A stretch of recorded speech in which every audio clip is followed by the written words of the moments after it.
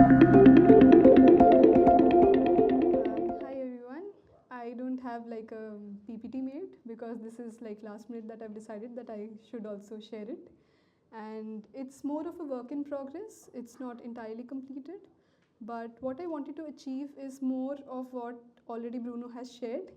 So it's basically verifiable credentials, but it also uses did algo. And later on, I also want to integrate ZKP. So this is just a simple UI that I've made.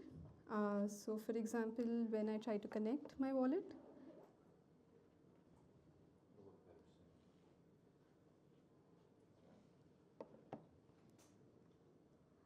yeah, so over here, I get the option of creating a new DID, and also I've already created DIDs in case it doesn't work right now. So I hope it works.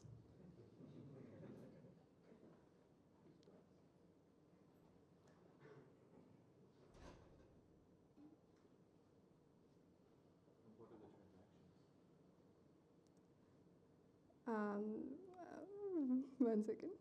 I think it's also like creating it on smart contract. And yeah, so now we are able to see like 4 DIDs. So for example, if I select one of these, I can also, and over here, I have the option to copy it. And now I can create a claim. But if I try to submit, it won't work because other APIs are not working now. But here we can select the schema that we want for KYC, when it will expire. For example, if we select 19th of April, date of birth. So this is basically the issuer who has to issue a claim, and this is more on the KYC part. So for example, if I want to, if I like as an issuer, I want to generate a claim for another person whose date of birth is, for example, in 1998. So I can create that, and I can select the document type from where I'm creating. And the prover DID would be the person's DID, which is basically our identifier. And this is the issuer DID, so that later on we can also prove that, okay, I am the issuer. And for example, anyone who wants to verify whether I'm like above 18 or not, they can verify using my DID. So I won't click on submit because it won't work.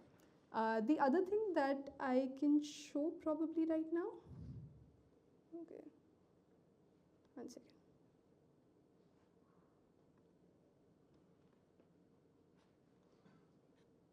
Okay, yeah. So yeah, this is basically a circuit that I've created, and there is one improvement that I have to do is that, for example, over here we select 2 different variables. One is the age.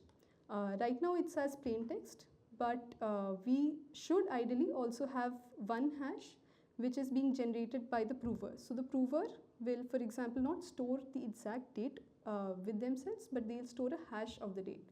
And that hash we can generate over here and match with the, for example, from the age that we are generating. But again, that was breaking for me. So for now, if for example my age is 20, which is above the threshold, now if I want to run my circuit, and if I want to verify whether it's working or not, so using Algorand, I'm able to do that. And now I'm able to verify that, okay, this person is above 18. It doesn't matter whether it's 45 or 55. And now if I enter my age, which is below 18, so this will throw an error, hopefully.